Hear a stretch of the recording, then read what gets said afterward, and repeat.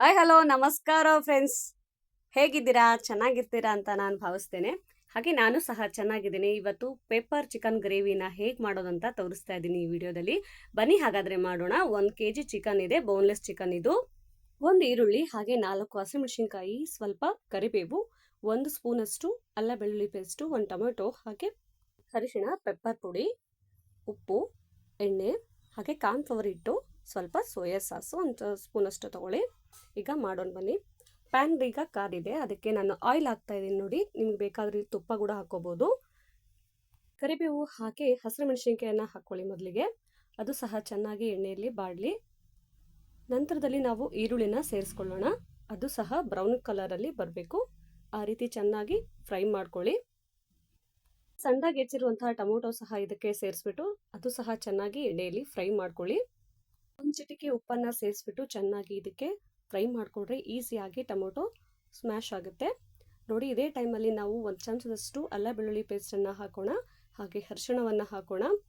ಹಾಗೆ ಸ್ವಲ್ಪ ಉಪ್ಪನ್ನು ಇಲ್ಲಿ ಹಾಕೋಣ. ನೈಸ್ ಉಪ್ಪು ಹಾಕಿದ್ದೀನಿ, ನೀವು ಸಹ ನೈಸ್ ಉಪ್ಪನ್ನೇ ಹಾಕಿ ಚೆನ್ನಾಗಿ ಬಾಡಿಸಿ ಚಿಕನನ್ನು ಈಗ ಹಾಕೋಣ. ನೋಡಿ, ಚಿಕನ್ ಸಹ ಚೆನ್ನಾಗಿ ಎಣ್ಣೆಯಲ್ಲಿ ಅದು ಮೊದಲಿಗೆ ಕುದಿಬೇಕು. ಕೆಲ ನೀರೆಲ್ಲ ನೀವು ಈಗ ಹಾಕಬೇಡಿ, ಸೊ ಅದಾಗದೆ ನೀರು ಬಿಟ್ಕೊಳ್ಳುತ್ತೆ. ತೋರಿಸ್ತೀನಿ ನಿಮಗೆ ನೋಡಿ. ಈ ಥರ ಒಂದು ಮುಚ್ಚಳವನ್ನು ಮುಚ್ಚಿಟ್ಬಿಡಿ. 10 ರಿಂದ 15 ನಿಮಿಷ ಹಾಗೆ ಬಿಡಿ ಫ್ರೆಂಡ್ಸ್. ನೋಡಿ, ಇದೇ ಥರ ಕುದಿತಾ ಇರಲಿ. ಮೊದಲಿಗೆ ಅವು ಕುದಿದವ ಇಲ್ಲೋ ಅಂತ ಫಸ್ಟ್ ಚೆಕ್ ಮಾಡ್ಕೊಳ್ಳಿ.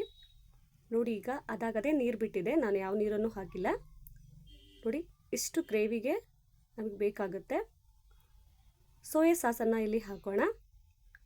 ಹಾಗೆ ಮನೆಯಲ್ಲೇ ಕೊಟ್ಟು ರೆಡಿ ಮಾಡಿರುವಂತಹ ಮೆಣಸು ಪೌಡರನ್ನು ಇಲ್ಲಿ ಹಾಕೋಣ. 1 kgಗೆ 2 ಚಮಚ ಹಾಕಿ, 2 kgಗೆ 4 ಚಮಚ ಹಾಕಿ. ನೋಡಿ ಫ್ರೆಂಡ್ಸ್, ಇದೇ ರೀತಿ ಚೆನ್ನಾಗಿ ಕುದಿಸಿ. ಕೊನೆಯಲ್ಲಿ ಇದಕ್ಕೆ ಕಾರ್ನ್‌ಫ್ಲವರ್ ಹಿಟ್ಟನ್ನು ನಾನು ಇಲ್ಲಿ 2 ಚಮಚ ತೊಗೊಂಡಿದ್ದೀನಿ. ಅದಕ್ಕೆ ಸ್ವಲ್ಪ ನೀರನ್ನು ಮಿಕ್ಸ್ ಮಾಡಿಬಿಟ್ಟು ಲಾಸ್ಟಲ್ಲಿ ಹಾಕ್ತೀನಿ ಫ್ರೆಂಡ್ಸ್. ಇದು ಮೊದಲಿಗೆ 10 ರಿಂದ 15 ನಿಮಿಷ ಕುದಿಲಿ. ನೋಡೀಗ ಹಾಕ್ತಾ ಇದ್ದೀನಿ. ಸೊ ಇದು ಹಾಕೋದ್ರಿಂದ ನಮಗೆ ಗ್ರೇವಿ ತಿಕ್ಕಾಗಿ ಬರುತ್ತೆ. ಒಮ್ಮೆ ಟ್ರೈ ಮಾಡಿ ಫ್ರೆಂಡ್ಸ್.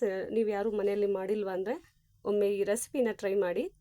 ಇದು ಚಪಾತಿ, ಪೂರಿ, ನೀವು ರೊಟ್ಟಿಗೆ ಸಹ ಇದನ್ನು ಟೇಸ್ಟ್ ಮಾಡ್ಬೋದು. ನೋಡಿ ಫ್ರೆಂಡ್ಸ್, ಇದೀಗ ಆಗಿದೆ. ಇದಾಗಿತ್ತು ಫ್ರೆಂಡ್ಸ್ ಇವತ್ತಿನ ವಿಡಿಯೋದ ಒಂದು ಅಡಿಗೆ. ಸೊ ಹೀಗೆ ನೋಡ್ತಾ ಇರಿ. ಯಾರೆಲ್ಲ ನೋಡ್ತಾ ಇದ್ದೀರಾ, ಈ ಒಂದು ಡಿಶ್ ನಿಮಗೆ ಇಷ್ಟ ಆದರೆ ಒಂದು ಲೈಕ್ ಕೊಡೋದನ್ನು ಮಾತ್ರ ಮರಿಬೇಡಿ ಫ್ರೆಂಡ್ಸ್. ಹಾಗೆ ಸಬ್ಸ್ಕ್ರೈಬ್ ಮಾಡ್ಕೊಂಡು ನೋಡಿ. ಮತ್ತೆ ಮುಂದಿನ ವಿಡಿಯೋದಲ್ಲಿ ಸಿಗ್ತೀನಿ.